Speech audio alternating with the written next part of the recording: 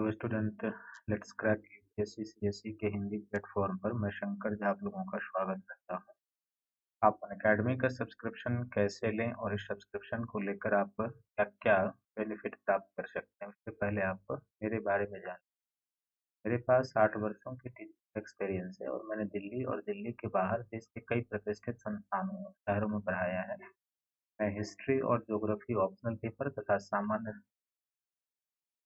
मैंने यूपीएससी के 2 बार इंटरव्यू दिए हैं। यूपीएससी का मैंने 3 बार इंटरव्यू दिया है और आरपीएससी के मैंने 1 बार इंटरव्यू दिया है।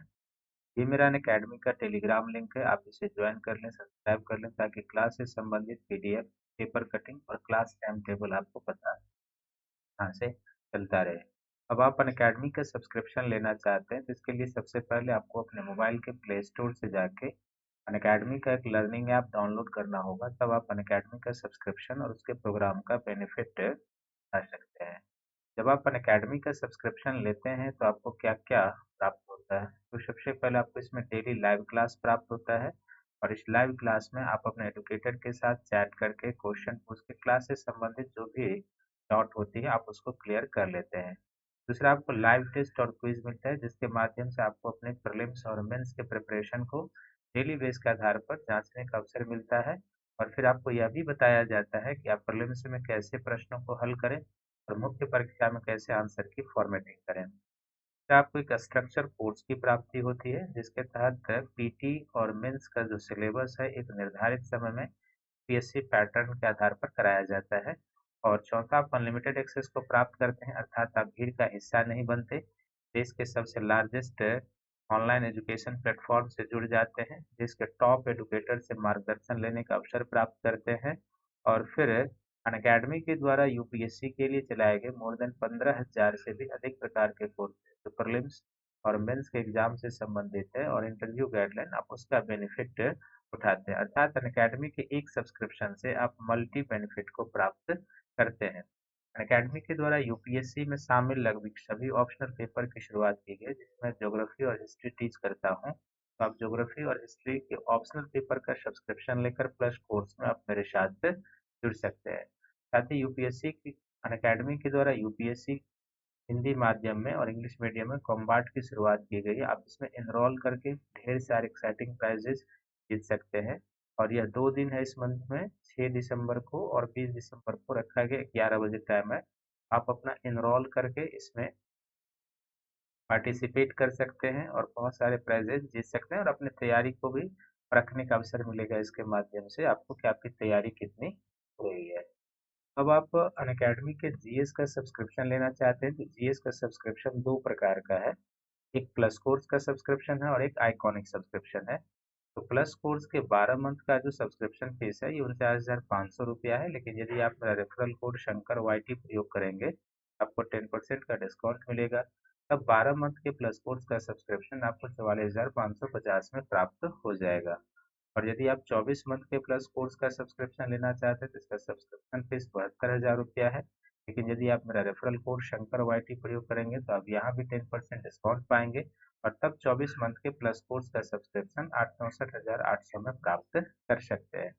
इसी प्रकार यदि आप आइकॉनिक सब्सक्रिप्शन जीएस का लेना चाह रहे हैं तो जीएस के आइकॉनिक सब्सक्रिप्शन के 12 मंथ का जो सब्सक्रिप्शन फीस है ये 69,500 रुपया है, लेकिन यदि आप मेरा रेफरल कोड शंकर वाईटी प्रयोग करेंगे तो आपको 10% का डिस्काउंट मिल जाएगा।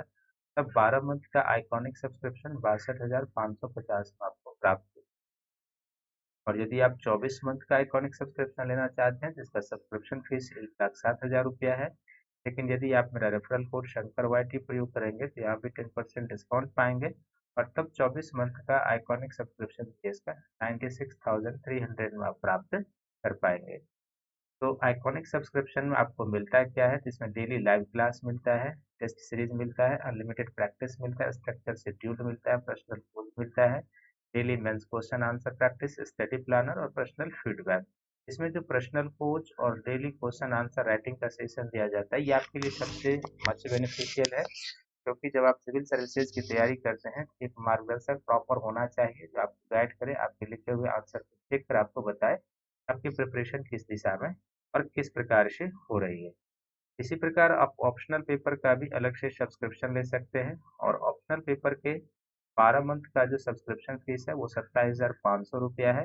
लेकिन यदि आप मेरा रेफरल कोड शंकर YT प्रयोग करेंगे तो 12 मंथ के ऑप्शनल पेपर का सब्सक्रिप्शन आपको 24,750 में प्राप्त हो जाएगा।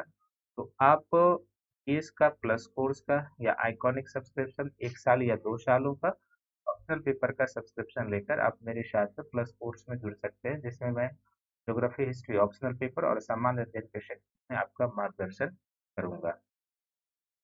तो आइए एक बार फिर से सभी का मध्यकालीन भारत के कला और स्थापत्य वाले सेक्शन वाले टॉपिक में स्वागत है। और जैसे कल पिछले वीडियो में मैंने आपको बताया था कि सल्तनत कालीन कला और स्थापत्य में क्या क्या पढ़ना है, तो मूल रूप से इसमें 4 सेक्शन निकल कर आए थे। एक सेक्शन निकल कर आया था जो स्थापत्य का सेक्शन है, वो हमने देखा था, जो हम लोग कर चुके हैं। दूसरा इसमें एक चित्रकला का सेक्शन आता है कि सल्तनत काल में चित्रकला का प्रचलन था या नहीं था, यदि था तो किस रूप में था।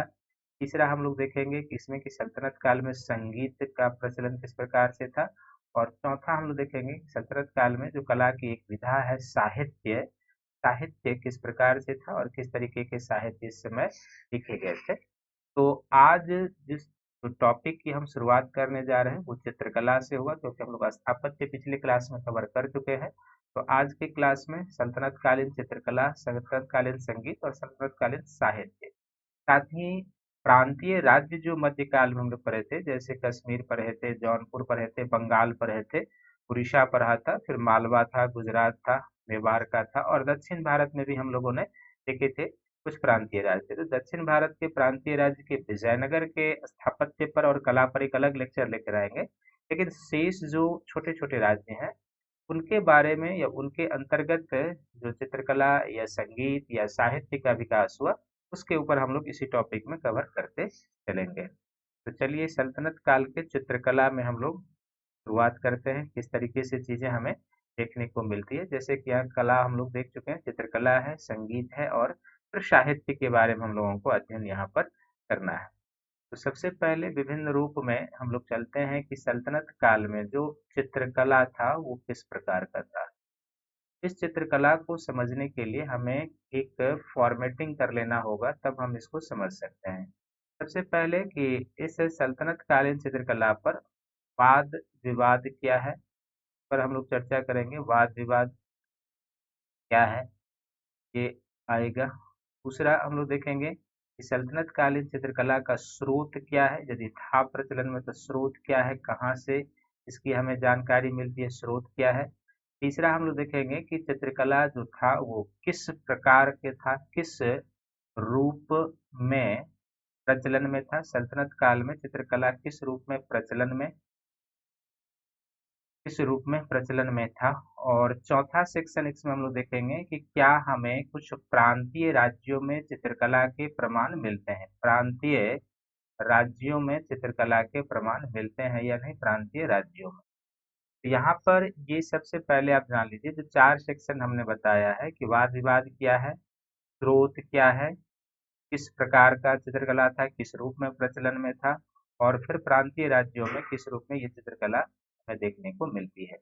देखिए सल्तनत काल में चित्रकला था या नहीं, इस पर प्रारंभ में विद्वानों के बीच विवाद रहा था। कुछ लोग कहते हैं कि सल्तनत काल में हमें चित्रकला का प्रमाण नहीं मिलता है, लेकिन कुछ इतिहासकार हैं जिसको मानते हैं कि सल्तनत काल में भी किसी न किसी रूप में चित्रकला का प्रचलन हमें देखने को मिलता है। तो सल्तनत काल में चित्रकला था ये तो ध्यान में रखेंगे, लेकिन जो चित्रकला था सल्तनत काल में वह उस रूप में विकसित नहीं था जैसा कि हमें मुगल काल में चित्रकला का प्रमाण दिखाई देता है।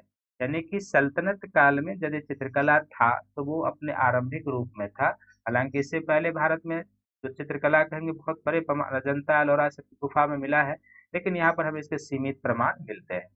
और उस सीमित प्रमाण में जो चित्रकला का है, तो सल्तनत काल में चित्रकला था इसका सबसे पहला उल्लेख अब्दुल्ला चगताई नामक विद्वान ने किया था। सबसे पहले अब्दुल्ला चगताई ने कहा कि सल्तनत काल में भी चित्रकला का प्रचलन था। तो ये एक फैक्ट है जिसको आपको याद रखने की जरूरत है। इसके बाद अब्दुल्ला चगताई के बाद 1947 ईस्वी में 1947 ईस्वी में हरमन गुड्स हरमन गुड्स ने चित्रकला का प्रचलन दिया था। यानी गुड्स ने सल्तनत काल में चित्रकला प्रचलित था, इसका इन्होंने प्रमाण दिया था। और उस समय जो एक जनरल छपता था जिसका नाम था the general of the Indian society of oriental arts, इस जनरल में सबसे पहले हरमन घोष ने यह प्रमाण दिया कि सल्तनत काल में भी चित्रकला का प्रचलन था। तीसरा, सल्तनत काल में चित्रकला का प्रचलन था, इसका प्रमाण इससे भी मिलता है कि एफएसटी कहने का अर्थ हुआ कि फिरोज शाह तुगलक ने अपने शासन काल में भित्ति चित्रों को मिटाने के प्रमाण दिए थे। भित्ति चित्रों को मिटाने के आदेश दिए थे। अब यदि भित्ति चित्रों को मिटाने के आदेश दिए थे, इसका अर्थ है कि यह किसी न किसी रूप में प्रचलन था जिसको सुल्तान ने समाप्त करने का आदेश दिया था। इससे यह भी निकलता है निष्कर्ष कि फिरोज शाह तुगलक चित्रकला में उतनी अभिरुचि नहीं रखता था। उसके समय की हमें ये जानकारी मिलती है। इसी प्रकार मध्यकालीन भारत की एक प्रमुख रचना है जिसका नाम है मुल्ला दाऊद का चंदायन। मुल्ला दाऊद की जो रचना चंदायन है, इस चंदायन से भी हमें सल्तनत काल में चित्रकला का प्रमाण मिलता है, क्योंकि चंदायन में जो है चित्रित वस्त्रों का उल्लेख किया गया है। चित्रित वस्त्रों का उल्लेख किया गया है, तो ये ध्यान में रखेंगे। इसी तरीके से अमीर खुसरो की कई सारी रचनाएं, जैसे नुह ए सीपीहर है, तो अमीर खुसरो की जो रचना नुह ए सीपीहर है, इसमें भी भित्ति चित्र और चित्रित वस्त्रों के सुंदर चित्रित वस्त्रों के प्रमाण हमें मिलते हैं। तो नुह ए सीपीहर मुल्ला दाऊद की रचना में भी हमें इसकी जानकारी मिलती है। और फिर मेहनाज सिराज की जो रचना तबकात ए नासरी है, तबकात ए नासरी, इस तबकात ए नासरी नामक ग्रंथ में भी जो इल्तुतमिश के समय बगदाद के अब्बासी खलीफा का दूत आया था, उस दूत के स्वागत में चित्रित वस्त्रों का उल्लेख मेहनाज ने किया है। तो समकालीन रचना जो तबकात नासरी है, उससे भी हमें इसके बारे में जानकारी मिलती है। और फिर जो ज़ियाउद्दीन बर्नी की रचना तारीख फिरोज शाही है, इस तारीख फिरोज शाही से भी हमें चित्रकला के प्रचलन का प्रमाण मिलता है। तो विवाद क्या था और स्रोत क्या है, ये आपके पास होना चाहिए कि प्रारंभ में नहीं, बाद में हाँ, लेकिन कैसे कैसे आया। तो पहला उल्लेख अब्दुल्ला चगताई ने दिया, फिर 1947 में हरमन गोड्स ने उस ओरिएंटल जो जनरल छपता था भारत में, उसमें प्रमाण दिया। फिर फिरोज शाह तुगलक ने भित्ति चित्रों को समाप्त करने के प्रमाण दिए थे मुल्ला दाऊद की रचना में। फिर जो है मीर खुसरो की रचना में, फिर जो है सो तबकात नासिरी जो मेहनाज सिराज की रचना है उसमें, और फिर ज़ियाउद्दीन बर्नी की रचना जो तारीख फिरोज शाही है, उसमें भी इसका हमें जिक्र मिलता है। ये सारे स्रोत हो गए सल्तनत काल के, जिसमें हमें चित्रकला के रूप में जानकारी मिलती है। अब सल्तनत काल में जो चित्रकला का स्वरूप था या रूप था, वो हमें मूल रूप से क्या है, तीन रूपों में दिखाई देता है। एक हमें दिखाई देता है भित्ति चित्र के रूप में, भित्ति चित्रकला। तो भित्ति चित्रकला का अर्थ है कि दीवारों को जो सजाने के लिए कला का प्रचलन था, यानी कि इसको हम लोग कहेंगे भवन के दीवारों को पेंटिंग करने के लिए, भवन की दीवारों को अंदर से या बाहर से सजाने की जो कला है, उसको हम लोग क्या कहते हैं, भित्ति चित्रकला कहते हैं। तो हमने आपको बताया भी था कि सल्तनत काल में क्या है कि चित्रकला के इस भित्ति चित्रकला के रूप में आप कुछ एग्जाम्पल ले सकते हैं। जैसे कि आपको मैंने बताया था कि सल्तनत काल में कुरान की आयतों का दीवार पर चित्रांकन होता था। तो कुरान की आयत का भित्ति चित्र के रूप में हमें उल्लेख मिलता है। कुरान की आयत का चित्रांकन, जिसको एक तरीके से हम लोग क्या कहते हैं, सुलेखन कहते हैं।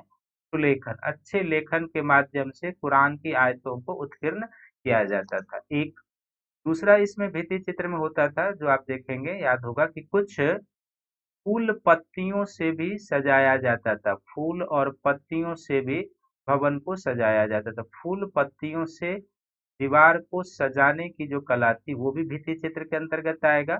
और तीसरा आपने देखा होगा कि कुछ ज्यामितीय चिन्हों का भी प्रयोग किया जाता था। कुछ ज्यामितीय चिन्हों का भी प्रयोग।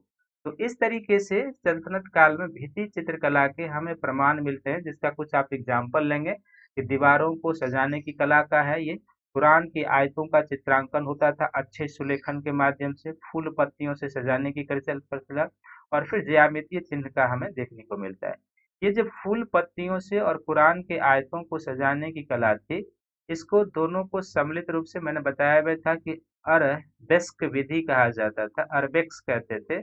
और इस अरबेक्स में जब भारतीय कला का मिश्रण हुआ, जैसे कमल की पत्तियों झालर का, तो उसको आर्कुएट शैली के नाम से जाना गया। आर्कुएट शैली कहा जाता था स्थापत्य में। तो आर्कुएट शैली में चित्रकला का भी रूप है और भवन निर्माण जो होता था वो भी है। तो ये था सल्तनत काल में भित्ति चित्रकला का। दूसरा इस समय हमें मिलता है पांडुलिपि चित्रण के रूप में भी कुछ हमें प्रमाण मिलते हैं। पांडुलिपि चित्रण, हालांकि पांडुलिपि चित्रण जो है इसका अर्थ होता है ग्रंथ का चित्रांकन, ग्रंथ का चित्रांकन। तो पांडुलिपि चित्रांकन सल्तनत काल में बड़े पैमाने पर नहीं मिलता है। कुछ प्रांतीय राज्यों में हमें पांडुलिपि चित्रण के प्रमाण मिलते हैं। और प्रांतीय राज्यों में जो पांडुलिपि चित्रण के प्रमाण मिलते हैं, तो मालवा में, जो मालवा का राज्य था, मांडू से हमें एक पांडुलिपि मिली है जिसका नाम है नियामत नामा। नियामत नामा नामक पांडुलिपि चित्रण का प्रमाण हमें मिलता है। ये प्रश्न पूछा जा सकता है कि कहाँ से मिला है, तो मालवा शासक जो होते थे वहां की राजधानी मांडू, मांडू से नियामत नामा की हमें जानकारी मिलती है। तो भित्ति चित्रण, पांडुलिपि चित्रण और लघु चित्रकला के रूप में भी कुछ हमें इसका प्रमाण मिलता है, लघु चित्रकला। तो इस तरीके से तीनों रूप में चित्रकला का यहाँ पर प्रचलन था। लेकिन यहाँ पर हम देखेंगे कि जो हमें मुगल काल में चित्रकला का स्वरूप दिखाई दिया था, जो मुगल चित्रकारी एक तरीके से हम कहेंगे कि शुरुआत होती है अकबर के समय से बड़े पैमाने पर, और फिर जहांगीर, शाहजहां और कुछ औरंगजेब के समय जाकर पतन हुआ। लेकिन चित्रकला का वो स्वरूप हमें दिखाई नहीं देता है। लेकिन आप कह सकते हैं कि चित्रकला प्रचलन में था, जिसका मैंने एग्जाम्पल दिया। कई सारा स्रोत है, तो स्रोत में आपको जो मैंने बताया है इसको याद रखना है। कभी कभी एग्जाम में पूछ सकता है कि किस रूप में ये हमें देखने को मिलता है। तो चित्रकला का वह स्वरूप तो नहीं जो मुगल काल में, लेकिन चित्रकला हमें अर्लियर स्थिति में दिखाई देती है सल्तनत काल में भी। नेक्स्ट जो सल्तनत काल में कला और स्थापत्य के विधा का विकास हुआ था वह था संगीत कला। तो सल्तनत काल में जो संगीत कला का विकास हुआ था उसका भी एक फॉर्मेटिंग आदर्श हो जाए, इसमें क्या क्या ध्यान में रखना है, तो आपके लिए ज्यादा उपयोगी होगा। सल्तनत काल में जो संगीत कला का विकास हुआ था, तो संगीत कला जो है ना, दो रूपों में विकसित हुआ था। पहला, दो रूपों में विकसित, दो रूपों में विकसित। एक हो जाएगा दो रूपों में विकसित, दूसरा हो जाएगा कि सल्तनत का, यानी कि एक जो था दो रूपों में विकसित, इसको हम लोग कहेंगे दरबारी कला के रूप में। दरबारी, दरबारी कला के रूप में। और दरबारी कला का जो रूप है इसका अर्थ हो गया कि सल्तनत के शासकों के अधीन कुछ कला विकसित हुई होगी। तो दरबारी कला को भी वैश्विक तौर पर दो भागों में बांटा जा सकता है। एक सल्तनत के अधीन, यानी कि दिल्ली सुल्तानों के अधीन, सल्तनत के अधीन दरबारी कला के रूप में। और दूसरा जो प्रांतीय राज्य हैं, तो प्रांतीय राज्यों में भी संगीत को बहुत ही प्राश्रय दिया गया था। तो प्रांतीय राज्यों के अधीन दरबारी कला का विकास हुआ था, प्रांतीय राज्यों के अधीन। और दूसरा जो संगीत कला के रूप का विकास हुआ था वो हुआ था सूफी और भक्ति संतों के माध्यम से। सूफी और भक्ति संत के माध्यम से के काल में जो सूफी और भक्ति थे इनके द्वारा भी संगीत कला का विकास हुआ था। जैसे कि आप देखेंगे सूफी संत के खानकाह जो उनका आश्रम होता था उसमें समा का आयोजन होता था। तो भक्त और कई सारे राग और कला के जो विकास हुए मध्यकाल में वो सूफी खानकाहों से ही हुआ है, जिसमें अमीर खुसरो का बहुत बड़ा योगदान है। और इसी तरीके से मध्यकालीन भारत के कई सारे जो संत थे उन्होंने भी, जैसे कि बंगाल के चैतन्य महाप्रभु थे, उन्होंने संगीत कला को प्रोत्साहन दिया था, क्योंकि संकीर्तन उनके भक्ति के केंद्र बिंदु में था। उसी तरीके से असम में जाएंगे तो शंकर देव का प्रमुख रूप से नाम लिया जाता है। तो मध्यकाल में जो संगीत का विकास हुआ दूसरे रूपों में, वो भक्ति और सूफी संतों के माध्यम से हुआ था। सल्तनत काल में जो यह संगीत विकसित हुआ था, तो सल्तनत काल में हम लोग देखेंगे कि दो तरीके के प्रमाण हमें मिलते हैं। दो तरीके के क्या प्रमाण मिलते हैं, तो कुछ ऐसे शासक हैं जिनको सल्तनत काल में काफी संगीत से रुचि थी और उनके समय में संगीत का अच्छा विकास हुआ था। और कुछ ऐसे शासक भी हैं जो संगीत को पसंद नहीं करते थे। तो एक लिस्ट आपके पास होना चाहिए कि सल्तनत काल में संगीत को पसंद करने वाले शासक, पसंद करने वाले शासक यानी किनको किनको संगीत पसंद था, ये एक लिस्ट होना चाहिए, कभी कभी पूछता है। और पसंद नहीं करने वाले शासक यानी किसको संगीत पसंद नहीं था, पसंद नहीं करने वाले शासक, एक ये हो जाएगा। और फिर जैसे पहले मैंने बताया था कि प्रांतीय राज्यों में भी बड़े पैमाने पर संगीत कला का विकास हुआ था, तो तीसरा सेक्शन यहाँ पर हो जाएगा प्रांतीय राज्य जहाँ पर संगीत कला का अधिक विकास हुआ, राग का विकास हुआ, उसके बारे में हम लोग जानेंगे। तो सबसे पहले आप आ जाएं कि जो पसंद करने वाले शासक थे उसमें एक सबसे हो जाएगा जो बलबन था, संगीत प्रिय शासक था, बलबन को संगीत पसंद थी। बलबन के अतिरिक्त जो अलाउद्दीन खिलजी थे इन्हें भी संगीत पसंद था। अलाउद्दीन खिलजी से पहले जो खिलजी वंश के शासक हुए जलालुद्दीन खिलजी, जलालुद्दीन खिलजी को भी संगीत पसंद था। फिर एमबीटी यानी मोहम्मद बिन तुगलक को भी संगीत पसंद था। फिर कैकुबाद को संगीत पसंद था और कैकुबाद संगीत प्रिय शासक था। रजिया सुल्तान को भी संगीत प्रिय था, रजिया सुल्तान को संगीत प्रिय। और जो बुगरा खां बलबन के पुत्र, तो बुगरा खां को भी संगीत प्रिय थे और कई फारसी कवियों ने तो बलबन के पुत्र के रूप में ही प्रसिद्धि प्राप्त की थी। सल्तनत काल में एक तुगलक वंशीय शासक जिनको हम लोग कहेंगे गयासुद्दीन तुगलक, गयासुद्दीन तुगलक जो है वो संगीत का हमें विरोधी दिखाई देता है। उसने साम्राज्य में इसे समाप्त करने के आदेश दिए थे। तो एक तरीके से आप कह सकते हैं कि सल्तनत काल में गयासुद्दीन तुगलक संगीत का विरोधी था और मुगल काल में औरंगजेब संगीत का विरोधी शासक था। हालांकि ये इतिहास की विडंबना है कि औरंगजेब ने ही संगीत को दरबार से निकाल देने का आदेश दिया था, लेकिन संगीत पर सर्वाधिक पुस्तकों की रचना मध्यकाल में औरंगजेब के शासनकाल में ही लिखी गई थी। तो यहाँ पर गयासुद्दीन तुगलक के समय में। सल्तनत काल में जो संगीत का सबसे अधिक विकास हुआ था वह अलाउद्दीन खिलजी के समय में हुआ था। और अलाउद्दीन खिलजी के समय में हमें एक तरीके से ग्रंथ का नाम है जिसका नाम है छिताई वार्ता। इस छिताई वार्ता नामक ग्रंथ में अलाउद्दीन खिलजी के समय में उसके दरबार में संगीत प्रतियोगिता का भी उल्लेख मिलता है। संगीत कंपटीशन, संगीत प्रतियोगिता का उल्लेख मिलता है। और इस संगीत प्रतियोगिता में पार्टिसिपेट करने वाले थे अलाउद्दीन के समय के जो सल्तनत के प्रसिद्ध संगीतज्ञ हो जाएंगे जिनको हम लोग अमीर खुसरो कहते हैं, अमीर खुसरो थे। और दूसरा दक्षिण के जो संगीतकार थे गोपाल नायक। इस गोपाल नायक और अलाउद्दीन खिलजी के समय में अमीर खुसरो के बीच संगीत पर शास्त्रार्थ का हमें प्रमाण मिलता है। तो संगीत पर काफी इनके समय में हुई थी। और फिर संगीत पर आगे चलकर हम लोग देखते हैं कि कुछ पुस्तक की भी सल्तनत काल में रचना हुई थी। तो सल्तनत काल में संगीत पर एक पुस्तक की रचना हुई थी एफएसटी के शासन काल में, फिरोज शाह तुगलक के शासन काल में, जिसको हम लोग कहते हैं बुनियात उल मुनिया, बुनियात उल मुनिया नामक संगीत पर पुस्तक की रचना हुई थी। ये कभी कभी पूछता है कि किसके समय में रचना हुई थी और किस विषय का है। फिरोज शाह तुगलक के समय इसकी रचना हुई थी और संगीत का ये विषय है, ये इसमें आपको ध्यान में रखने की जरूरत है। इसके अतिरिक्त सल्तनत काल में जो संगीत का विकास हुआ था, जैसे मैंने कहा कि भक्ति और सूफी संतों ने भी संगीत कला के विकास में अधिक योगदान दिया था। और इसमें सर्वप्रमुख योगदान है अमीर खुसरो का। अमीर खुसरो पर हम अलग से भी जिक्र करेंगे इनका जब इनके साहित्य का जिक्र करेंगे, लेकिन चूंकि संगीत का सेक्शन है और अमीर खुसरो की चर्चा ना हो तो यह संभव।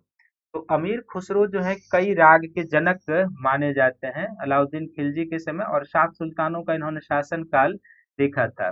तो ऐसा माना जाता है कि अमीर खुसरो जो है ये सितार और तबला के आविष्कारक माने जाते हैं, सितार और तबला के आविष्कारक माने जाते हैं। ये हालांकि सितार प्राचीन भारतीय साहित्य में भी इसका उल्लेख है, सरस्वती की जो है उनके वीणा के रूप में एक तरीके से आप कह सकते हैं, लेकिन यहाँ पर सितार और तबला को आविष्कारक का उनका श्रेय दिया जाता है। इसके अलावा उन्हें कव्वाली गायन का भी जनक माना जाता है। जो आज भी कव्वाली गायन महफिलों में होती है, तो कव्वाली गायन का जनक अमीर खुसरो को माना जाता है। और साथ ही उन्होंने कई रागों का आविष्कार किया था, जिसमें कमान है, जिल्फ है, साजगरी है। इन्होंने कई रागों का आविष्कार किया था अमीर खुसरो ने। इनके द्वारा जो राग आविष्कारित है उसमें एक कमान है, एक जिल्फ है, एक साजगरी है। इस तरीके से इन्होंने कई रागों का भी आविष्कार किया था। तो अमीर खुसरो सल्तनत काल के प्रमुख संगीतज्ञ हो जाएंगे, जिन्होंने सितार तबला का आविष्कार किया, कव्वाली गायन के जनक माने जाते हैं, कई रागों का आविष्कार किया, कमान, जिल्फ, साजगिरी, इन सारे रागों के जनक जो है अमीर खुसरो माने जाते हैं।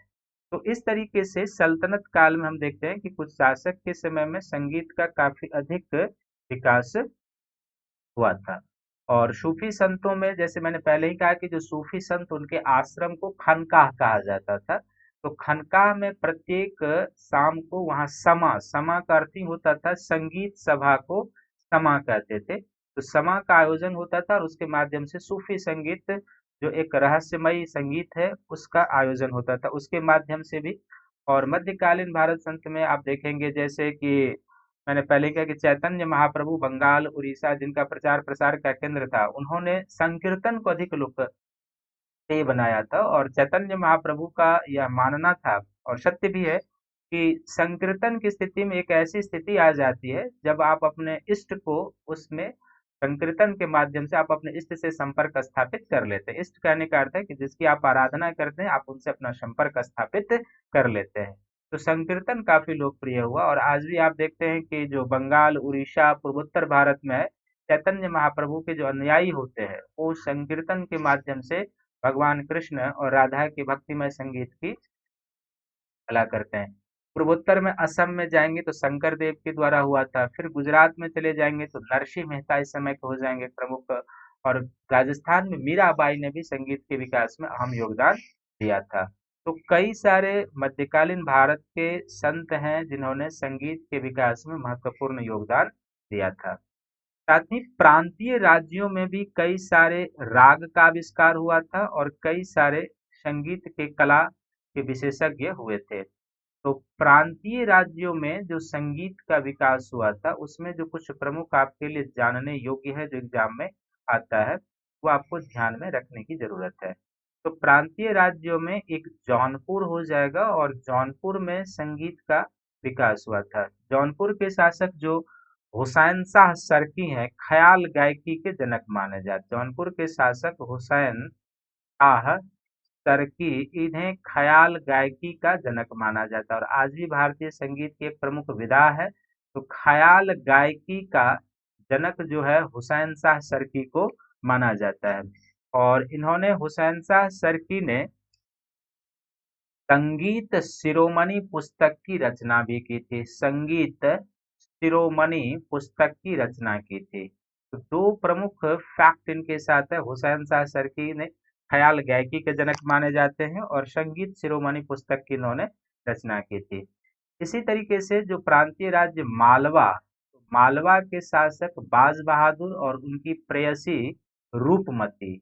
मालवा के शासक बाज बहादुर और उनकी जो प्रेयसी रूपमती थी ये नृत्य और संगीत में प्रवीण थे। उस समय के उच्च कोटि के नृत्य और संगीत के कलाकार माने जाते थे। इसी तरीके से कश्मीर में जो जैनुल आबिदीन का शासन काल था जिसके बारे में हम लोग पढ़ चुके हैं, तो जैनुल आबिदीन के समय में भी संगीत का विकास हुआ था। वे उच्च कोटि के विद्वान संगीतकार भी थे, तो याद रखेंगे। और इसी तरीके से जब जाएंगे तो ग्वालियर में राजा मानसिंह, ग्वालियर के राजा मानसिंह के समय में वहां पर दो प्रमुख संगीतज्ञ होते थे ग्वालियर में और यहाँ के शासक थे मानसिंह। तो ग्वालियर के राजा मानसिंह के समय दो प्रसिद्ध संगीतज्ञ हुए जिनमें एक का नाम है बक्सू और दूसरे का नाम है बैजू बावरा। तो बक्सू और बैजू बावरा का जो आज भी लोग संगीत में मिसाल पेश करते हैं, तो बक्सू और बैजू बावरा का जो काल है वो मानसिंह के समय का है, ग्वालियर से है। और इसी के समय में मानसिंह के ही समय में ध्रुपद गायन शैली का विकास हुआ। ध्रुपद गायन शैली का विकास हुआ था, एक राग हो जाएगा, तो ध्रुपद गायन शैली का विकास जो है इसी समय में हुआ था। इसके अलावा दक्षिण भारत में भी हम लोग जाएंगे तो खासकर जो विजयनगर साम्राज्य हो जाएगा, तो विजयनगर साम्राज्य के अंतर्गत संगीत पर कई सारे पुस्तकों की रचना हुई थी और उस समय भी संगीत की काफी प्रगति हुई थी। तो उस पर भी हम चर्चा करेंगे एक अलग से वीडियो में, क्योंकि विजयनगर काफी लंबा सेक्शन है, तो उस पर हम एक अलग वीडियो से आपके सामने लेकर आएंगे। तो ये प्रांतीय राज्यों में याद रखने की जरूरत है। नेक्स्ट जो सल्तनत काल में विधा का विकास हुआ था वो हो जाएगा साहित्य। और साहित्य जो सल्तनत काल में विधा का विकास हुआ था उसमें हम लोग देखेंगे कि मूल रूप से फारसी साहित्य की रचना हुई थी। हालांकि प्रांतीय भाषा और साहित्य का भी विकास हुआ था सल्तनत काल में, लेकिन जो तुर्की सुल्तान थे या जो सल्तनत काल के शासक थे उनके समय में जो प्रमुख रूप से विकसित हुआ था वो क्या हुआ था, फारसी साहित्य। क्योंकि तुर्की उनकी मातृभाषा थी, फारसी प्रशासनिक भाषा थी और अरबी जो थी उनके धर्म ग्रंथों की भाषा थी। ये 3 पॉइंट तो आप याद रखेंगे तो आपके लिए ज्यादा बेहतर रहेगा। नेक्स्ट सेक्शन जो सल्तनत काल के कला का हो जाएगा वो हो जाएगा साहित्य कला। साहित्य कला के अंतर्गत किन किन पुस्तकों की रचना हुई और उसमें हमें किन चीजों की जानकारी मिलती है इसके बारे में हमें ध्यान से समझने की जरूरत है। तो सल्तनत काल में सबसे पहले जो तुर्क सुल्तान थे या जो तुर्की थी, इन लोगों की मातृभाषा थी। हर एक की तो नहीं, लेकिन अधिकांश जो आए थे उनकी मातृभाषा तुर्की। अरबी जो है वह इनके धर्म ग्रंथ की भाषा है। धर्म ग्रंथ की भाषा जो है अरबिक है। और जो फारसी है वो फारसी क्या था, मध्यकाल में प्रशासनिक भाषा था। जो प्रशासन के कार्य होते थे सब फारसी में ही होते थे। इसलिए आप देखते हैं कि सल्तनत काल में फिरोज शाह तुगलक, सिकंदर लोदी, जिन्होंने संस्कृत के कई सारे ग्रंथों का फारसी में अनुवाद कराया था, जिसका एक प्रयोजन यह भी था कि प्राचीन भारत के जो शासक थे वो किस तरीके से शासन चलाते थे उसके बारे में जानकारी प्राप्त करना। तो इसके लिए आप देखेंगे कि सल्तनत काल में भी कई सारे शासकों ने प्राचीन संस्कृत के और ग्रंथों का अनुवाद कराया और मुगल काल के शासकों के द्वारा भी धर्म ग्रंथ प्राचीन भारतीय ग्रंथों का अनुवाद कराया गया था। तो ये 3 लैंग्वेज 3 तरीके से, तो ये ध्यान में रखने की जरूरत है। सल्तनत काल में मूल रूप से जिस साहित्य का विकास हुआ था, जैसे मैंने पहले ही कहा कि वह थी फारसी साहित्य का विकास हुआ था। और जाहिर सी बात है फारसी साहित्य इसलिए विकसित होगा क्योंकि यह सल्तनत के कामकाज की भाषा है, प्रशासन की भाषा है, हर एक चीज इसी में होना है इसलिए। तो फारसी साहित्य में जो कुछ प्रमुख ग्रंथ है उसमें एक है जिसको हम लोग कहते हैं ताज उल मासिर। ताज उल मासिर, ताजुल मासिर जो रचना है ये हसन निजामी की रचना है। तो सबसे पहले तो आपको राइटर का नाम रखना है कि ताजुल मासिर जो है ये किसकी रचना है, तो हसन निजामी की रचना है। और हसन निजामी की ये जो रचना है इसमें दिल्ली सल्तनत के बारे में जानकारी देने वाला पहला सरकारी इतिहास ग्रंथ है। सल्तनत के बारे में जानकारी देने वाला, सल्तनत के बारे में जानकारी प्रदान करने वाला पहला सरकारी स्रोत है। जानकारी प्रदान करने वाला, जानकारी प्रदान करने वाला पहला स्रोत है सल्तनत के बारे में, पहला स्रोत है। इसी तरीके से तो ताजुल मुआसिर के बारे में कभी कभी मैच करने के लिए आता है, तो राइटर का भी नाम और इसका जो विषय है मूल रूप से उसमें किस चीज की जानकारी मिलती है ये पूछा जाता है, तो आपको ध्यान में रखना। दूसरा जो इस समय की प्रमुख ग्रंथ है वह है आदाब उल हर्ब बा सुजात।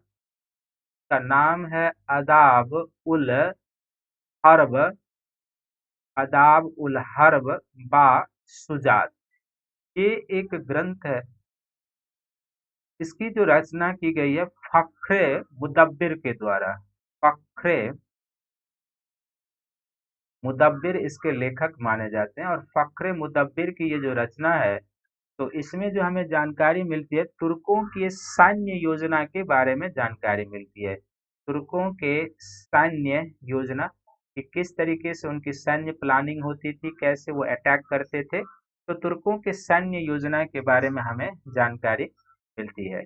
तीसरा जो इस समय का एक प्रमुख ग्रंथ है वो है तबकात ए नासरी। तबकात ए नासरी। और तबकात ए नासरी जो रचना है, इनकी चर्चा पहले भी हुई है। तबकात ए नासरी की मेहनाज की ये रचना है। मेहनाज उस सिराज कहते हैं, तो मेहनाज उस सिराज की ये रचना है। और इस तबकाते नासरी से हमें जो है ना पहली बार कालक्रम में सल्तनत का इतिहास मिलता है। यानी मेहनाज उस सिराज की इस रचना में तबकाते नासरी में पूरे दिल्ली सल्तनत का जब तक उनका कार्यकाल है तो कालक्रम में इतिहास की जानकारी मिलती है। बिल्कुल कालक्रम के हिसाब से मेहनाज ने दिल्ली सल्तनत का इतिहास लिखा है, तो कालक्रम के हिसाब से मिलता है।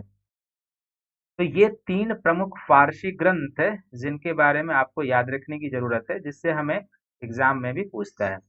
इसके अतिरिक्त जो सल्तनत काल में फारसी साहित्य की विधा का और फारसी साहित्य विकसित हुआ था, उसमें सर्व प्रमुख योगदान है अमीर खुसरो का। तो अमीर खुसरो का सर्व प्रमुख योगदान है। और अमीर खुसरो ने, इनका जो जन्म हुआ था ये 1253 ईस्वी में इनका जन्म हुआ था अमीर खुसरो का। और इनका जन्म यूपी के एटा जिले में हुआ था। वर्तमान समय में जो एटा है तो यूपी के एटा जिले में, और पटियाली गांव है वहां पर इनका जन्म हुआ था।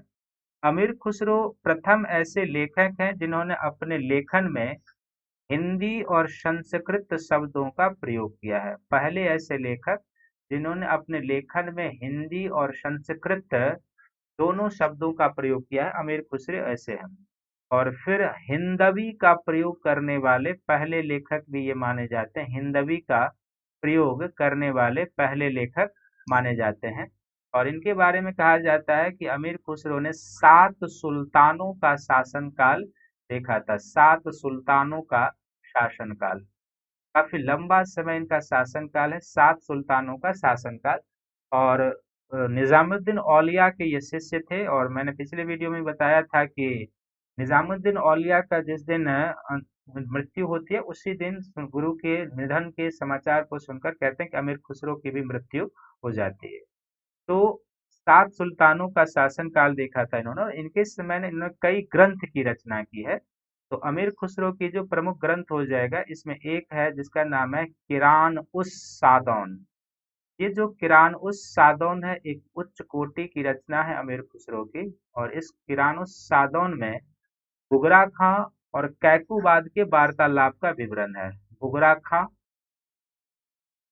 बुगरा खां और कैकुबाद के बीच के वार्तालाप का वर्णन है। तो कभी कभी विषय भी पूछा जाएगा कि किरानुस सौदान का विषय क्या है, तो इसमें बुगरा खां और कैकुबाद।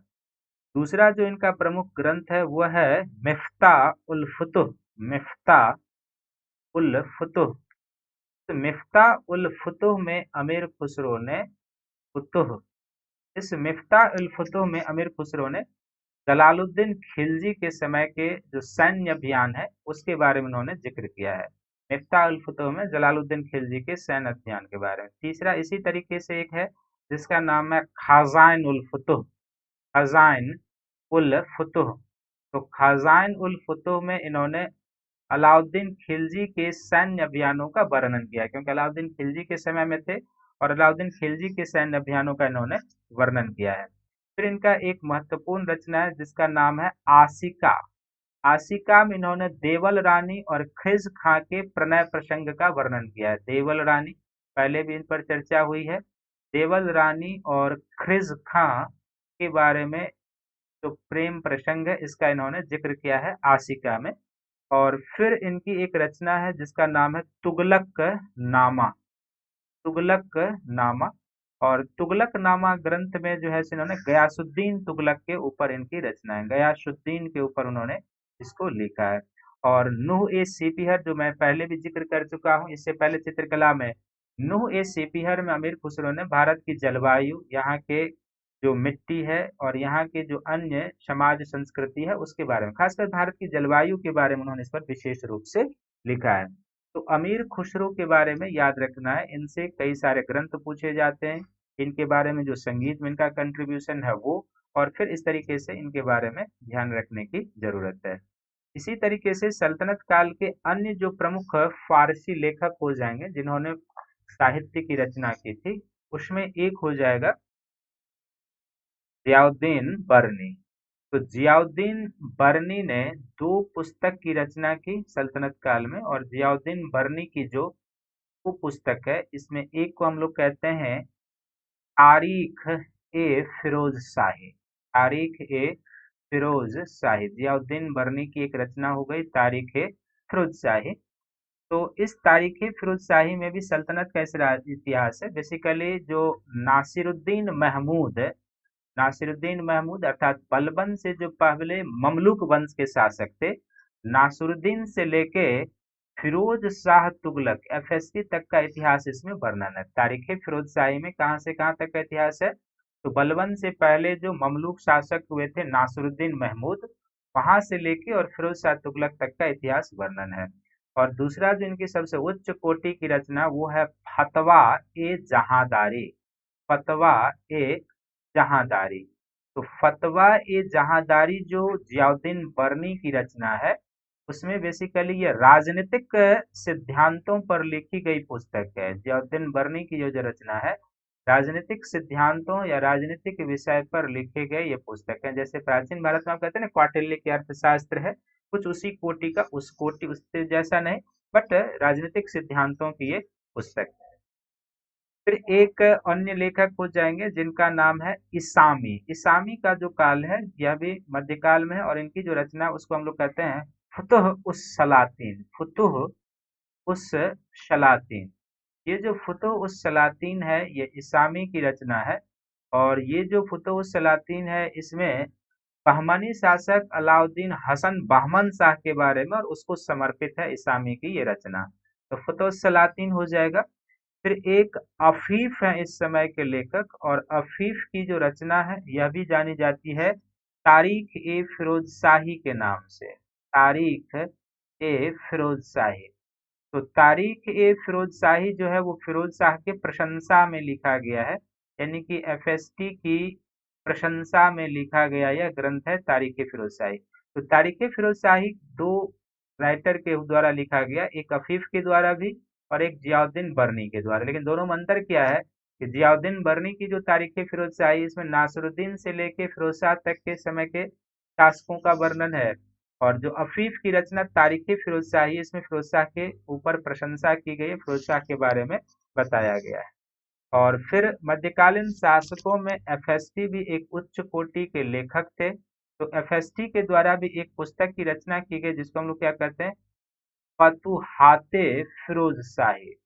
फतुहात ए फिरोज शाही। ये फिरोज शाह तुगलक जो तुगलक वंशीय शासक थे, इन्होंने खुद इसकी रचना की है। तो फतुहात फिरोज शाही जो है इनकी है, जो एक तरीके से जिस कोटि में आप फतवाए जहांदारी को रखेंगे उसी कोटि में ये हो जाएगा।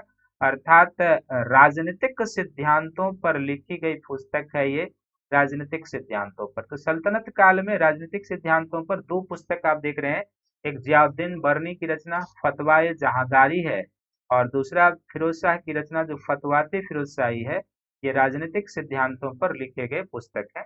इसको ध्यान में रखेंगे। नेक्स्ट जो कुछ हो जाएगा सल्तनत काल का जो साहित्य हो जाएगा, इसमें एक हो जाएंगे विदेशी यात्री जिनका नाम है इब्न बतूता। इब्न बतूता जो है ये भारत आते हैं। तो मूल रूप से इब्न बतूता जो है ये अफ्रीका में मोरक्को के निवासी थे। मोरक्को एक मेडिटेरियन कंट्री के पास हो जाएगा, मेडिटेरियन सीमा से लगभग। तो मोरक्को के निवासी थे इब्न बतूता, और ये एमबीटी के समय में दिल्ली आए थे। एमबीटी ने इन्हें दिल्ली का कुछ समय के लिए काजी भी बनाया था, यानी कि न्याय के पद पर जो काजी उल कुजात का पद होता था, इन्हें कुछ समय के लिए काजी भी बनाया था। और कुछ समय के लिए अपना दूत बनाकर एमबीटी ने इन्हें चीन भी भेजा था, यानी कि मोहम्मद बिन तुगलक के दूत के रूप में इब्न बतूता चीन भी गए थे। और इब्न बतूता ने सल्तनत काल में कुशल डाक व्यवस्था का वर्णन किया है। यह प्रश्न कई बार पूछा जाता है कि किसने सल्तनत काल में कुशल डाक व्यवस्था का वर्णन किया है। तो डाक व्यवस्था का वर्णन किया है और इनकी एक पुस्तक है जिनको हम लोग कहते हैं रहेला। रहेला नामक पुस्तक इन्होंने रचना की, जो इब्न बतूता का यात्रा वृतांत है। तो कुछ ये इंफॉर्मेशन इब्न बतूता के बारे में भी याद रखेंगे कि मोरक्को के निवासी थे, मोहम्मद बिन तुगलक के समय आए, काजी का पद भी दिया, दूत मंडल के दूत के रूप में, अपना राजदूत के रूप में मोहम्मद बिन तुगलक ने इन्हें चीन भेजा, कुशल डाक व्यवस्था का वर्णन किया है। और रेहला इनका यात्रा वृतांत है जिसमें हमें दिल्ली सल्तनत के बारे में भी कुछ जानकारी मिलती है। सल्तनत के साथ साथ प्रांतीय राज्यों में भी साहित्य की काफी रचना हुई थी और खासकर प्रांतीय राज्यों में जो साहित्य की रचना हुई थी उसमें विजयनगर का प्रमुख स्थान हो जाएगा। विजयनगर जब हम अलग से आएंगे तब उसमें हम डिस्कशन करेंगे कि विजयनगर में मैंने पूरा ही छोड़ दिया, उसका स्थापत्य, संगीत, साहित्य सभी मैंने छोड़ दिया, जो एक अलग वीडियो में होगा। ये सल्तनत काल का था जो साहित्य विधा थी वो। अब देखिए यहाँ से प्रीलिम्स में भी प्रश्न पूछा जाता है और मेंस में भी पूछा जाएगा। तो प्रीलिम्स में जो प्रश्न होते हैं आप एक काम कर सकते हैं, इसके लिए सबसे बेहतर तकनीकी क्या होता है कि सबसे पहले अब जो प्रश्न होते हैं ना, तो प्रश्न को समझने के लिए क्या करना है कि प्रीलिम्स को भी आप देखिए, पीटी को भी देखिए और मेंस, दो सेक्शन हो गए। तो सबसे पहले आपको क्या करना है कि जैसे मैंने प्राचीन भारत भी पढ़ाया था और अभी आप मध्यकालीन भारत पढ़ रहे हैं, तो मध्यकालीन भारत में मैंने शुरुआत कहाँ से की थी? अरब आक्रमण से शुरुआत की थी और अरब आक्रमण से शुरुआत हुआ था और वहां से आप सल्तनत काल तक लगभग पूरा उसका इतिहास पढ़ चुके हैं। अरब आक्रमण से लेके सल्तनत काल और प्लस प्रांतीय राज्य का संपूर्ण पढ़ चुके हैं, सल्तनत प्लस प्रांतीय मध्यकालीन राज्य। अब आपका काम बनता है कि आप इस पर यदि नोट्स बनाए होंगे तो इस नोट्स को पहले एक दो बार अच्छे से रिवीजन कर लें और रिवीजन करने के बाद आप प्रीलिम्स में पूछे गए प्रश्नों को हल करने के लिए जाएं कि अरब आक्रमण पर जो प्रश्न पूछा गया वो अब आपसे बन रहा है कि नहीं। उसके बाद आपने महमूद गजनबी के आक्रमण के बारे में पढ़ा था, उसका प्रश्न बन रहा है या नहीं। फिर मोहम्मद गौरी के बारे में पढ़ा था, फिर दिल्ली सल्तनत के हर एक राजवंश के बारे में पढ़ा था, फिर प्रांतीय राज्यों के बारे में पढ़ा, फिर दिल्ली सल्तनत का एडमिनिस्ट्रेशन पढ़ा और दिल्ली सल्तनत और प्रांतीय राज्यों के अंतर्गत जो कला और स्थापत्य का विकास हुआ था और साहित्यिक विधा का जो विकास हुआ तो उसके बारे में आपने पढ़ा। मुझे उम्मीद है कि, और उम्मीद की मैं पूरे ही कॉन्फिडेंट के साथ कह सकता हूँ कि यदि आपने इसका नोट्स बनाया होगा और अच्छे से आपका यदि यह रिवीजन हो जाएगा तो सल्तनत काल में अभी तक जो मैंने पढ़ा, इससे जितने भी स्टेट पीसीएस में प्रश्न आए होंगे और जितने यूपीएससी में आए होंगे वो सभी आपसे बनेंगे और आगे भी इन्हीं सेक्शन से प्रश्न आएगा, इससे बाहर नहीं जाएगा। मैंने पहले ही बताया था कि आर्ट एंड कल्चर के बारे में आपसे ज्यादा प्रश्न पूछे जाते हैं, समाज आर्थिक जीवन के बारे में पूछा जाएगा, मैंने जो बताया है आपको डिटेल से, तो उसको आप करेंगे। और मेंस में भी जैसे कि नए पैटर्न पर यूपीएससी का जो मेंस हो रहा है वो आपको 2013 से, तो मैं उम्मीद करता हूं कि 2013 से लेके 2019 तक के मेंस का क्वेश्चन बैंक सभी के पास हो गए और उस मेंस के क्वेश्चन बैंक को आप देखेंगे पहले कि प्रश्न क्या क्या पूछा है मध्यकाल में, जितना अभी तक मैंने पढ़ाया है, और उस मेंस के प्रश्न को आप लिखने का प्रयास करेंगे। मुझे उम्मीद है कि जो प्रश्न मध्यकाल से आया होगा, जितना सेक्शन अभी मैंने पढ़ाया है, और यदि इस टॉपिक पर अच्छे कमांड होंगे तो मेंस के प्रश्न को भी आप अच्छे से लिख लेंगे और लिखने के साथ साथ आप उसका फॉर्मेटिंग करके रख लेंगे। फॉर्मेटिंग करके रख लेंगे तो आपका नोट्स बन जाएगा एक अच्छा से, और फिर जब एग्जाम का समय आता है तो आप उसको बेहतर तरीके से रिवीजन कर सकते हैं। अब ये आपका काम बनता है कि आप अच्छे से नोट्स डेवलप करके उसको 2-3 बार रिवीजन करें। Then after you go to solve the prelims question, prelims के क्वेश्चन को हल करें और फिर आप मेंस के एग्जाम के प्रश्न को देखें, लिखें और उसको चेक करने का या चेक करवाने का प्रयास करें ताकि आपके प्रिपरेशन के बारे में आपको पता चल सके। तो ये करने की आपको जरूरत है। और यदि अब इसमें कोई आपकी क्वेरी रह गई होगी जैसे सल्तनत काल के स्थापत्य, संगीत सब के बारे में, तो देखो यहाँ पर 4 सेक्शन मैंने पढ़ाया है, तो प्रश्न तो सीधा एक हो सकता है कि सल्तनत काल के स्थापत्य की विशेषता के ऊपर आप बताइए। तो जब सल्तनत काल के स्थापत्य की विशेषता के ऊपर बताना होगा तो एक तो मैंने शुरू में जो स्थापत्य का डिस्कशन करना शुरू किया था तो आपको याद होना चाहिए कि 9 पॉइंट मैंने इसके विशेषता के बारे में बताया था। वो 9 पॉइंट तो आपको लिखना ही है, और साथ ही हर एक राजवंश के समय, जैसे ममलूक वंश की कला की क्या विशेषता थी उसके बारे में बताया था, खिलजी कालीन कला की क्या विशेषता थी उसके बारे में बताया था, तुगलक कालीन कला की क्या विशेषता थी उसके बारे में बताया था, और सैयद लोदी कालीन कला की क्या विशेषता थी उसके बारे में। उसको आपको पॉइंट वाइज यहाँ पर लिखना है। स्टेट पीसीएस हो तो पॉइंट वाइज, और यूपीएससी हो तो पैराग्राफ में लिखेंगे।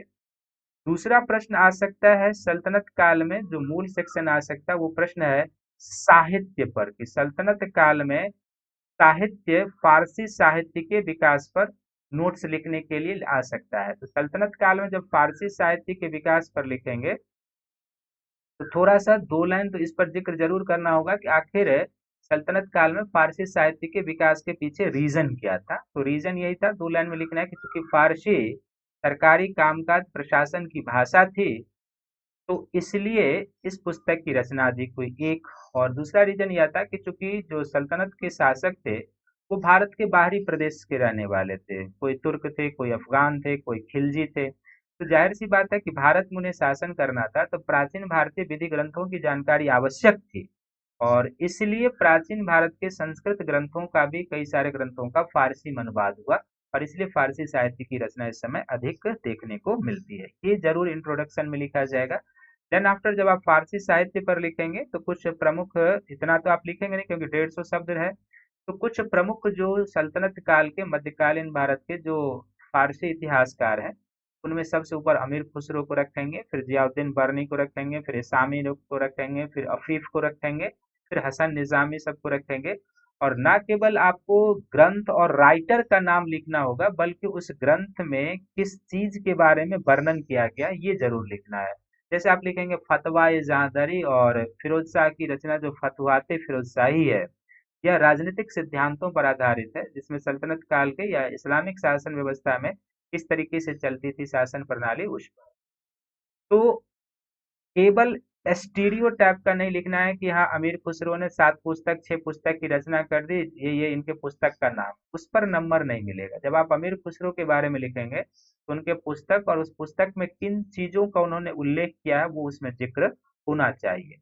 तो 2 प्रश्न तो यहाँ से बनता ही है। एक प्रश्न ये बनता है कि सल्तनत काल में स्थापत्य की विशेषता के बारे में बताइए। दूसरा प्रश्न बनता है मेंस का कि सल्तनत काल में फारसी साहित्य के विकास के बारे में आप बताइए, दूसरा प्रश्न। तीसरा प्रश्न बन सकता है कि सल्तनत काल में स्थापत्य के विकास का क्रमिक विकास के बारे में आप बताइए। तो स्थापत्य के क्रमिक विकास का अर्थ है कि आप जो 4 चरण मैंने बताया था कि ममलूक कालीन कला का चरण, खिलजी कालीन कला का चरण, तुगलक कालीन कला का चरण, और सैयद और लोदी कालीन कला का चरण, इस तरीके से आप 4 सेक्शन में बांट लेंगे और फिर उसको बनाने का प्रयास करेंगे। और जब मान लीजिए आप बनाते हैं तो कुछ यदि उस पर डायग्राम बन जाए, जैसे आप गुंबद का डायग्राम बना के दिखा दें, मेहराब का डायग्राम बना के दिखा दें, जो कुरान के आयतों का चित्रांकन होता था, सुलेखन की कला जिसको कहते हैं, सल्तनत काल में सुलेखन भी एक कला के रूप में, सुलेखन का अर्थ होता है अच्छी राइटिंग, तो वो भी एक कला का है, जिसकी अच्छी राइटिंग होती है वो उसके पास एक कला है। तो उसके बारे में कुछ यदि आप चित्र के माध्यम से दर्शाने का प्रयास करेंगे तो ज्यादा नंबर को प्राप्त कर पाएंगे।